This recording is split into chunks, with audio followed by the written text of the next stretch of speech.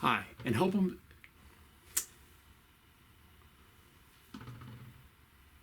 Hi, and welcome to Wormiculture. My name is Noel Davis, and we're here to go over something that's very key for your worms. It's the way they breathe, and that is by using a mucus on their skin, so they need to stay wet and they need to have water in their bins.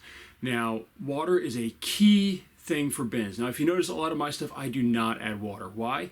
I'm using plastic. Plastic does not let the water leave the bin except through the little holes that we drill. And they tend to get overly moist, actually. So moisture is more of an issue where you have too much water. Now, I know not everyone that's watching these videos has bins that are made of plastic. Some of them might be made of wood or styrofoam or some other material that you have, or something that's a little bit more breathable, or they could have a lot of screen mesh around it to allow moisture to escape. So today we're going to talk about water and how to water your bins. Now, I do have one bin that I have that actually is it's very dry. I tend to have to water it, and that's my flow-through bin. It's a big green trash can that's actually right behind me here, right there.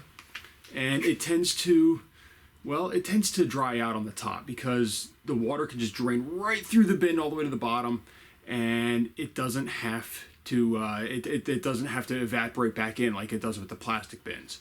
So for water, there's a couple key things. One is that you should always try to use room temperature water. Don't use hot water or cold water unless you're trying to maybe change the temperature of your bin. Like it's really cold outside, you want to put a bottle of hot water in it that's actually sealed, and you can put that in there. But I wouldn't dump hot water in the bin. That could really hurt your worms or really shock them and maybe even kill them. So what I typically do is I actually fill up, what I have here is I have spray bottles, and this one says water on it, and I fill these up and I let them sit for a while. Now, the other thing with water is the fact that now I happen to live in a place where I get water from my city or county, and that means it's been treated. It has chlorine in it, which chlorine kills bacteria. Worms eat microbes and bacteria. So I have found that I filter all my water that I use for my bins. I don't know if you have to. I've heard multiple things say, oh, it doesn't matter, the microbes come back really quickly, to it's not going to hurt them, it's not enough chlorine. I filter my water, and the filter I have is supposed to, through the refrigerator, is supposed to take out the chlorine. I would recommend you do the same. You don't have to, but I recommend it. So any water that goes into this bottle, I filter.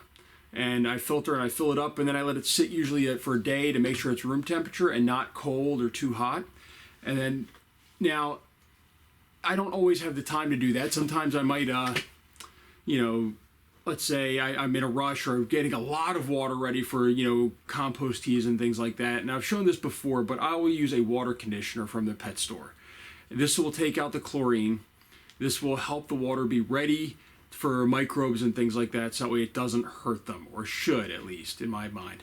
So this is something else that I'll use on large quantities of water. So those are some of the things that I do for watering. Now, for watering also for my bins, I do not believe in dumping water on the top. It's too much water. It usually just goes right through the bin to the bottom. It soaks in. If you're creating a new bin and you have a lot of, let's say, really dry material like I have sometimes for my bins, maybe I'll water it a little bit. Usually I use food to get it wet, but I don't normally just dump it in. If you really want to saturate your cardboard, I recommend using maybe a different container and dunking it in water and then pulling it out, so that way it's all saturated but not overly wet, and that way it's not sitting in the bottom of your bin. So, but again, this is what I do. All I do with this is I just, let's see if I can get it working now.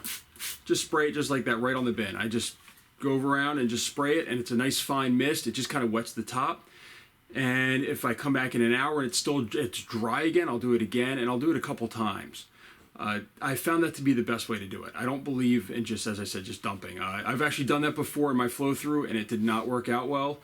The water went right down to the bottom, and then it just sat there in the bottom. And eventually I had to find a way to get it out, which was through a shop vac, which was not fun and then I had to clean out a shop vac and everything. It was a lot of work, and it was not worth it. It was a really bad idea on my part. As I said, I'm going to share everything that I've used that I've failed with. So, that's one of the things that I've really learned, is that spraying is better, or adding food that has a lot of moisture content in it, such as watermelon, cantaloupe, honeydew. Those things have a lot of water content, and they will quickly add water to your bin. So I hope you enjoyed. If you have any questions, please leave a comment and let me know. Thank you.